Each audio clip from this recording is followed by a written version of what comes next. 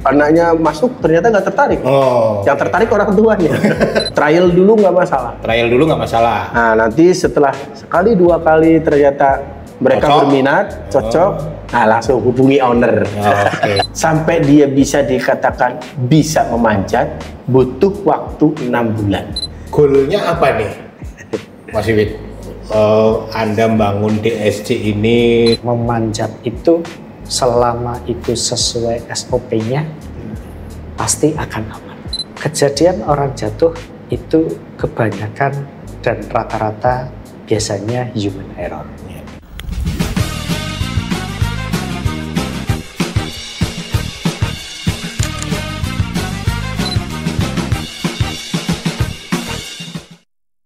Oke, nah ini kita langsung bicara tentang ini latihan di DSC ke Coach Ari nih ya. Ya. Coach, ini latihan di DSC apa aja nih yang didapetin teman-teman kalau misalnya atau anak-anak yang berlatih di DSC apa aja yang udah disiapin? Karena peralatannya ini kan ya cukup susah nyarinya ya dan juga cukup mahal lah. Nah, apa ini fasilitas yang didapat kalau latihan di DSC ini? Ketika ada member baru terus join gitu ya, kan kita sebenarnya sebelum ngobrolin itu sebenarnya ada trial dulu nih. Trial itu nyoba dulu. Uji coba. Supaya nanti anaknya tertarik nggak. Nanti anaknya masuk ternyata nggak tertarik. Yang tertarik orang tuanya. Dan itu sering terjadi ya kayak? Sering terjadi. Oke. Nah, Lanjut, kita Coach. akhirnya trial dulu.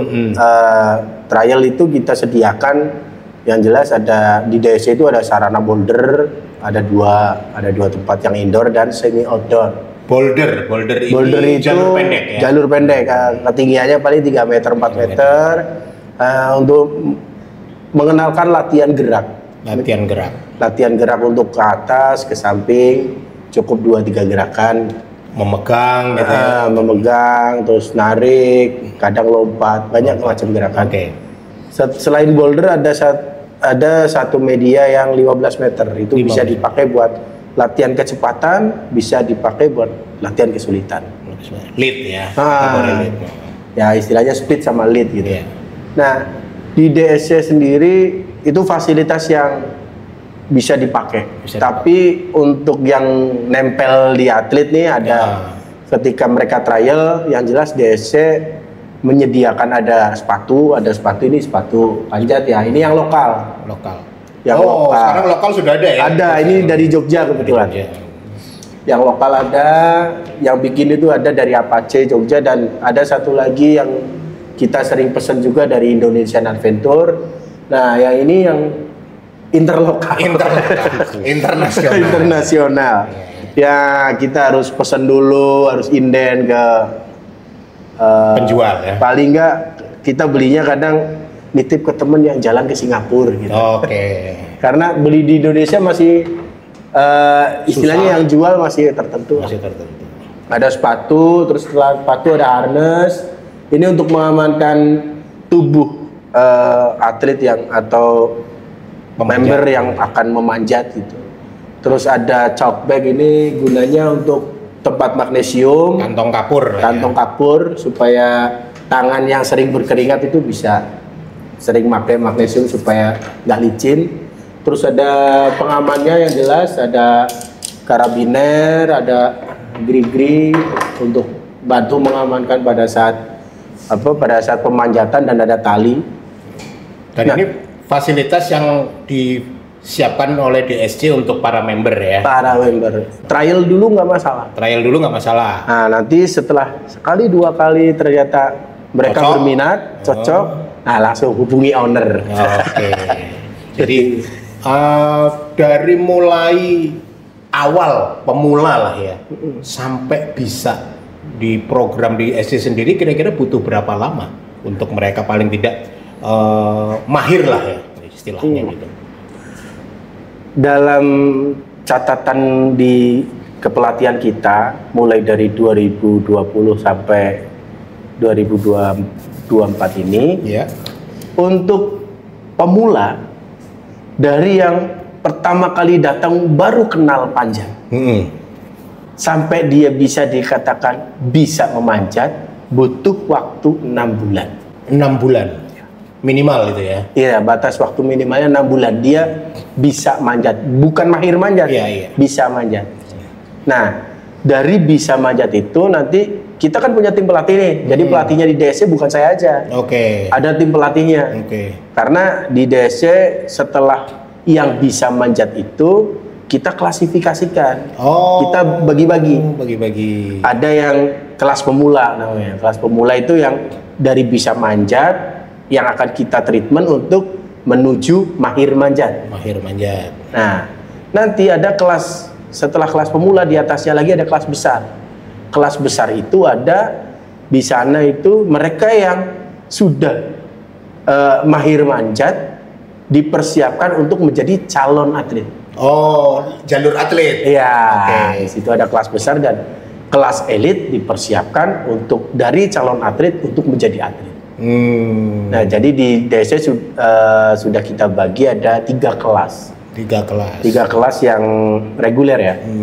Ya di luar di DSC sendiri juga ada yang private, ada boleh. Kelas private ya. Ini berarti kelas suka-suka ya. Suka-suka. Dalam arti dia tidak perlu harus menjadi atau berlatih ala atlet, tapi dia mungkin untuk sekedar tadi ya kebugaran. Jadi lifestyle di sini. Nah, untuk ke kelas atlet nih, ini ke Mas Wiwit nih saya nanya. Selama ini saya pernah lihat ada semacam kayak training center ya, pemusatan latihan ini. Itu memang diprogramin secara khusus ataukah tadi setelah klasifikasi bahwa si member ingin melakukan atau melanjutkan karirnya sebagai atlet memang dipersiapkan seperti itu, ada training center sendiri gitu. Itu sampai butuh berapa lama mereka harus training center itu? Kalau yang di program kami di DSC itu sebenarnya kalau yang tadi dimaksud training center itu adalah program kegiatan kami untuk mengisi liburan sekolah. Jadi ini hanya jeda waktu mengisi waktu luang liburan sekolah. Jadi mereka berlatih terfokus ya, terpusat. Maksudnya begitu. Di sisi lain lebih kepada mengenalkan suatu hari ketika mereka memang sudah melampaui pelatihan kabupaten, pelatihan provinsi, bahkan pelatihan pelatnas, keseharian yang mereka lakukan kurang lebih seperti itu. Memberikan gambaran bahwa menjadi atlet itu seperti kehidupannya seperti ini. Betul. Jadi memang secara tidak langsung mengenalkan apa-apanya harus mandiri. Makanan diatur, kita atur sedemikian rupa, 4 sehat 5 sempurna. Kemudian menginap, tidur dari jam berapa sampai jam berapa kita atur. Kemudian latihannya sudah pasti kita tentukan. Sama yang ketiga, hal-hal yang di luar teknis. Misalkan kayak mencuci, mau tidak mau mencuci sendiri. Ini jadi sebuah program di mana mereka berlagak seperti atlet. Betul. Tapi mereka tujuannya adalah untuk bagaimana hidup secara mandiri sebagai atlet. Edukasinya ke situ. Jadi lebih kepada panjat tebing sebagai kegiatan rekreasi ya. Baik. Nah, goalnya apa nih, Mas Wiwit? Anda membangun DSC ini dengan semangat tadi mulai dari mengalihkan perhatian anak-anak sampai akhirnya membantu anak-anak itu bermimpi menjadi atlet yang berprestasi hingga tingkat nasional bahkan internasional nih. Goal settingnya mau kemana nih yang Anda harapkan? Goal settingnya yang pasti kalau dari saya selaku owner kepinginnya dari DSC sendiri bisa membangun pondasi yang kuat untuk anak-anak. Membangun pondasi yang kuat untuk anak-anak. Ini konkretnya gimana nih? Konkretnya kembali lagi ke manfaat dari manjat itu apa saja. Jadi ketika mereka sudah punya daya juang yang tanpa lelah, misalkan itu setidaknya ketika mereka nanti sudah tidak berlatih di DSC atau sudah berkembang di tempat lain, semangat itu tetap dibawa. Semangat itu tetap dibawa. Iya, pantang menyerah, tidak mudah menyerah dengan sesuatu hal, melakukan semuanya dengan sepenuh hati, dan yang pasti ketika melakukan sesuatu mereka sudah punya tujuannya, Pak. Oke. Jadi ketika saya sudah mau menjadi atlet, segala sesuatu yang akan saya lalui, saya sudah mempersiapkan diri saya.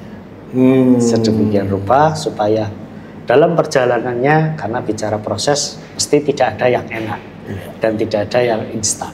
Jadinya kami lebih mengenalkan ketabahan, kesabaran mereka, kemudian daya juang, semangat pantang menyerah mereka yang coba kami jaga supaya tetap menjaga asa itu tetap membara. Apinya tetap menyala. Spirit menjadi seorang juara gitu ya. Betul. Bukan hanya juara dalam kompetisi ya, tapi juga dalam kehidupan mereka sehari-hari. Betul. Nah, peluang dari bisnis Sasana Latih itu sendiri yang udah pernah dikerjakan, event apa aja sih? Kan gini, tadi seperti Coach Ari kan berangkat dari cuman hobi memanjat, akhirnya memutuskan karirnya menjadi pelatih kan gitu. Nah, apakah DSC hanya membuat program hanya untuk membuat seorang anak menjadi pemanjat saja atau atlet panjat? Ini peluang-peluang apa saja? Mereka kan bisa kerja profesional mungkin kan? Oh iya, kalau itu sudah coba kami pikirkan bersama dengan Coach Ari. Dan bicara event atau kegiatan yang pernah kami laksanakan, itu di DSC pernah menjadi tuan rumah sirkuit Banyumas. Sirkuit Banyumas. Ya. Ini apa ini semacam? Itu sirkuit Banyumas, istilahnya kejuaraan lokal, se-Banyumas saja pesertanya, dan kebetulan DSC menjadi tempat perlombaannya. Karena sejauh ini di Kabupaten Banyumas, federasinya itu sudah rutin menggelar setiap tahunnya itu ada 3 kali sirkuit. Kejuaraan berjenjang. Kejuaraan berjenjang, betul. Kejuaraan berjenjang itu yang sudah kami lakukan. Kemudian yang terakhir kemarin kita pernah mengadakan pelatihan bilayer. Pelatihan bilayer. Bilayer ya. Bilayer itu adalah seseorang yang mengamankan pemanjat ketika si pemanjat itu melakukan pemanjatan ke atas, mengamankan posisi. Dia temannya pemanjat. Temannya pemanjat, betul. Badi kalau gitu. Selam itu badi. Iya betul. Itu. Terus kalau yang lainnya kita juga pernah yang sifatnya tentang kesehatan, kita pernah mendatangkan dokter. Ya kebetulan kawan saya juga. Intinya saya mencoba dokter umum sih. Dokter umum. Iya, masih dokter umum untuk menyampaikan perihal tentang dehidrasi.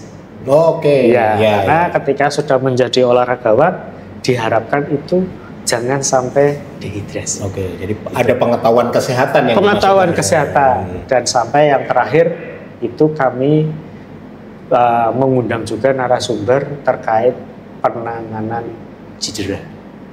Penanganan cedera yang kebetulan kami kemarin narasumbernya dari kawan kami dari atletik, yang mana atletik adalah ibu dari semua olahraga. Nah, dan di situ kita mengundang beliau untuk mengisi materi tentang penanganan cedera untuk atlet. Penanganan cedera untuk atlet. Nah, ini menarik ini kan. Gini, panjat tebing itu kan orang awam kenalnya nih kegiatan ekstrim. Betul. Ekstrim banget. Melawan gravitasi. Betul. Nah, ini saya jadi ada pertanyaan nih. Sejauh mana selama ini pemanjat itu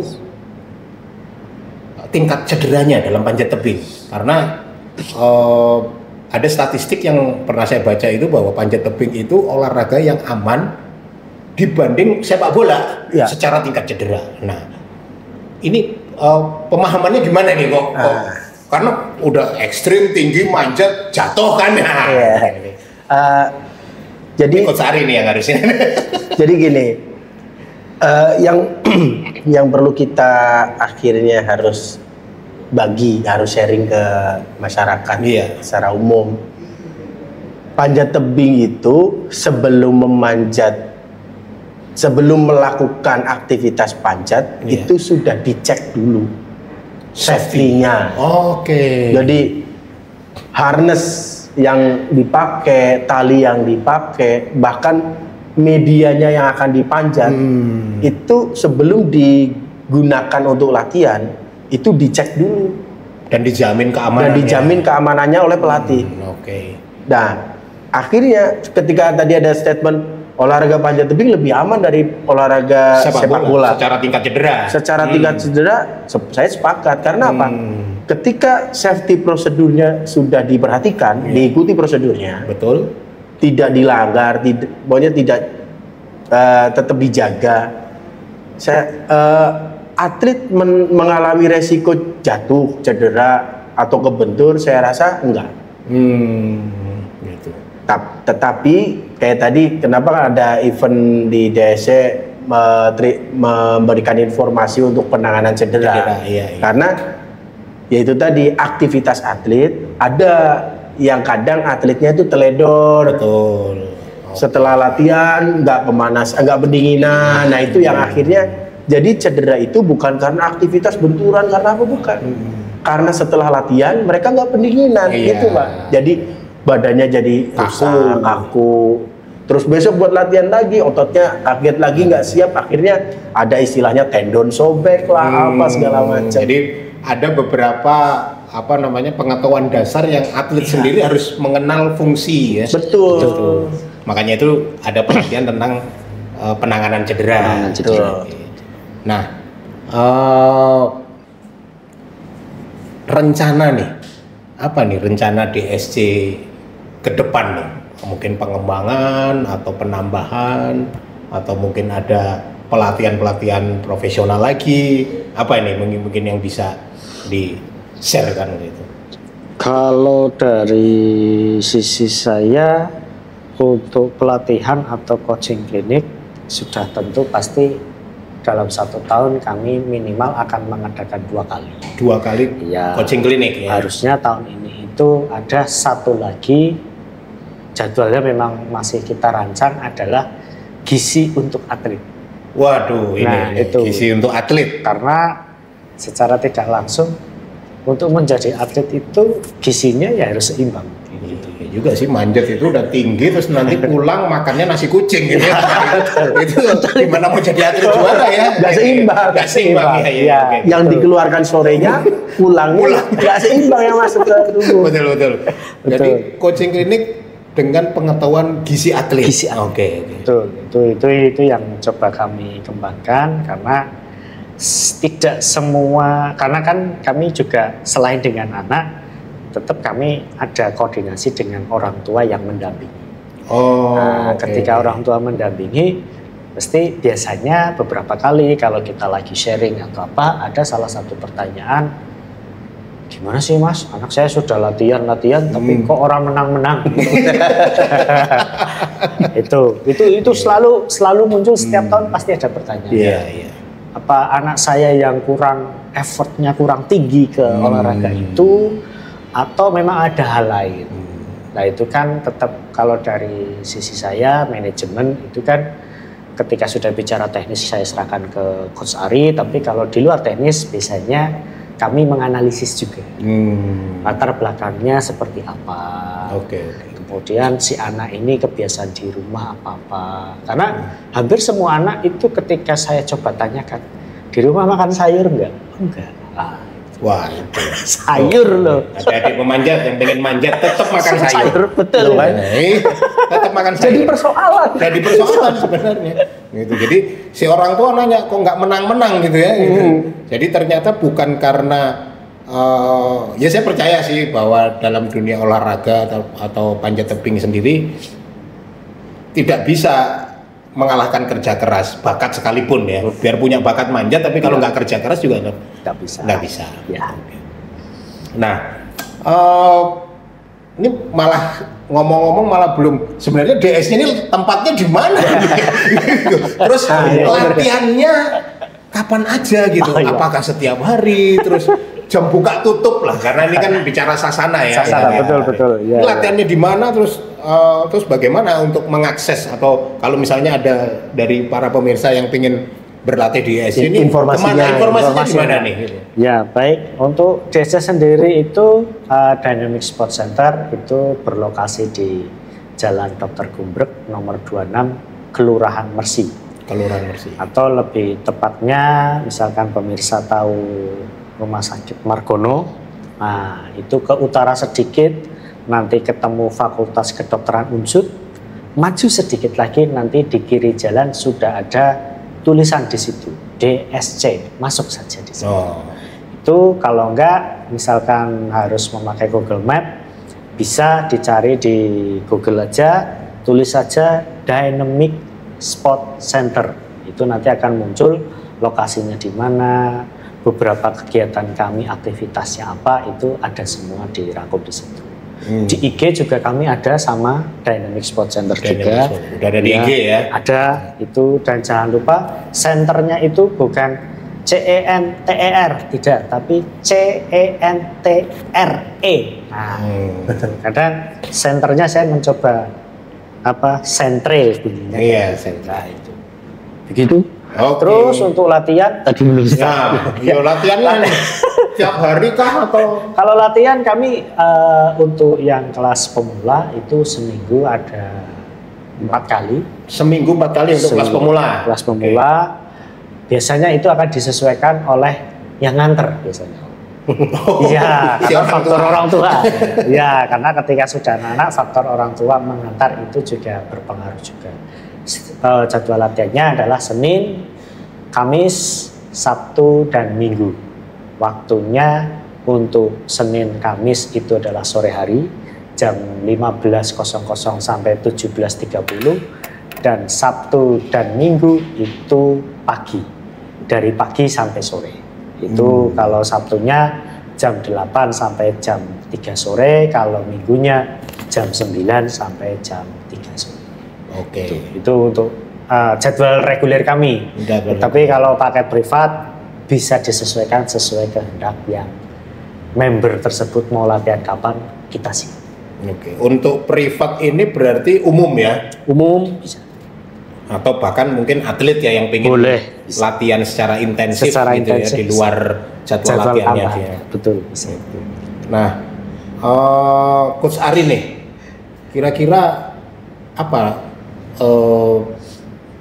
yang harus dipersiapkan untuk calon member sebelum dia misalnya memutuskan oke lah aku tak ikut latihan manjat deh. Nah, itu mungkin ada tips atau kiat khusus gitu. Atau cuma bawa badan aja nih, nah, misalnya begitu. Ya kalau saya sih nggak ada kiat khusus sebenarnya. Yang penting kalau tertarik datang aja ke DSC. Datang aja ke DSC. Yang jelas nggak takut lah. Tapi kalau takut pun nggak apa-apa, nanti di treatment supaya nggak takut. Karena ketinggian tetap menakutkan bagi masyarakat secara umum. Ya, ada fobi ketinggian. Ketinggian. Tapi kan ada treatmentnya.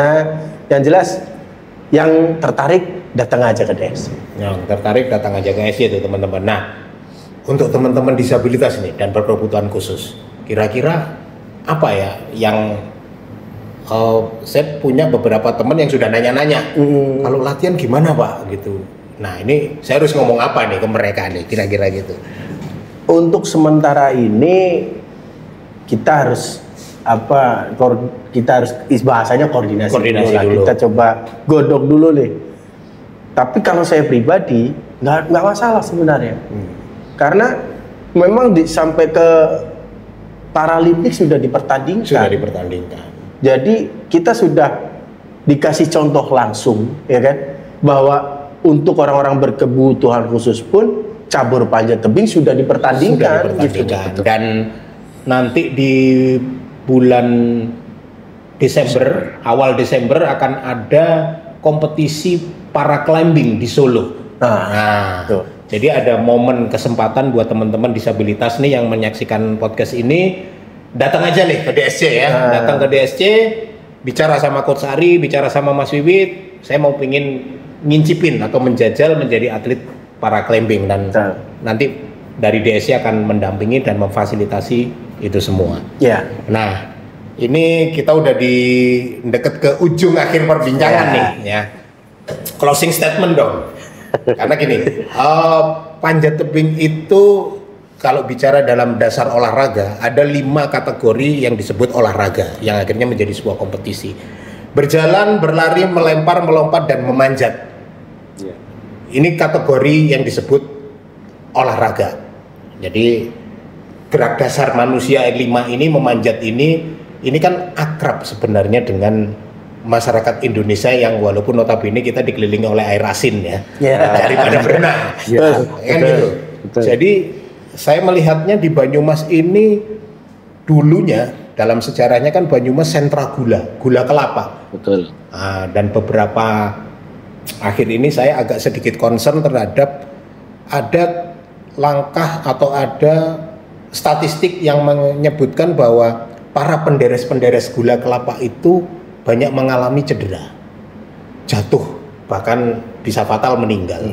Nah, ini sih sebenarnya hanya sebuah concern saja ya, sebuah keprihatinan bahwa sebuah olahraga memanjat yang sebenarnya paling akrab dengan masyarakat Banyumas, tapi justru pengetahuan tentang memanjat itu sendiri masih kurang.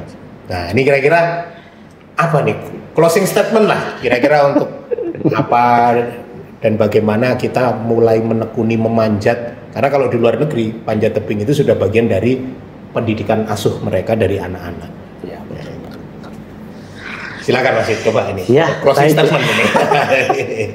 Ya baik, yang pertama ucapan terima kasih dulu saya ucapkan kepada Pak Robert yang memberikan ruang kepada DSC Srayunius dan Srayunius khususnya yang memberikan fasilitasnya yang luar biasa, yang mana di dalam kami menyampaikan hal-hal tersebut kiranya bisa menjadikan wacana ataupun acuan ataupun bisa dijadikan cerita bahwa memanjat itu selama itu sesuai SOP-nya pasti akan aman. Pasti akan aman. Karena kita percaya beberapa kejadian orang jatuh itu kebanyakan dan rata-rata biasanya human error. Faktor manusianya yang mungkin menyepelekan atau mungkin karena terbiasa mengabaikan safety prosedur yang mana bahwa mungkin safety prosedur itu ribet, tetapi itu demi keamanan mau tidak mau itu harus tetap dilakukan.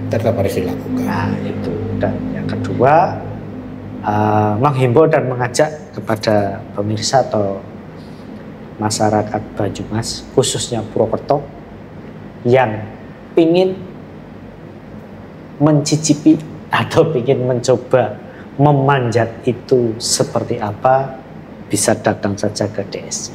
Kami siap untuk menerima, mendampingi, mengajari, menemani sampai apapun cerita yang bisa diceritakan, kami siap menerimanya dan menampung. Mungkin itu saja. Coach Ari. Nah, ini pelatihnya ini soalnya. Closing statement ya, Coach. Kan sudah. Closing statement, Coach. Jadi terutama harapan kepada adik-adik yang nanti akan menggemari kegiatan memanjat ini. Oke, terima kasih.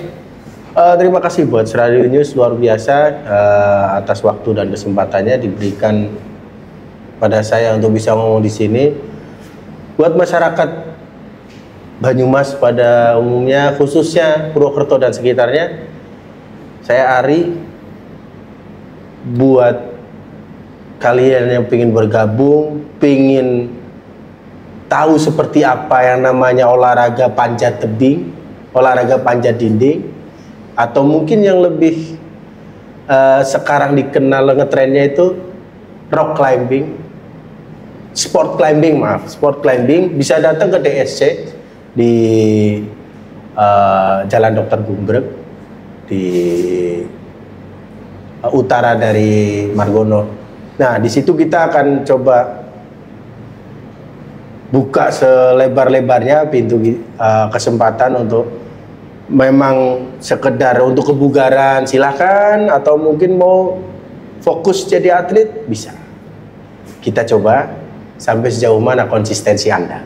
Oke, nah demikian pemirsa, kita di ujung akhir perbincangan kali ini tentang Dynamic Sport Center, sebuah sasana latih, memanjat tebing, juga tenis meja dan olahraga bela diri yang ada di Purwokerto. Seperti yang tadi dibicarakan, kesimpulannya adalah panjat tebing adalah olahraga yang 100% aman dan itu digaransi. Memanjat itu sendiri merupakan gerakan dasar manusia yang akhirnya menjadi sebuah olahraga.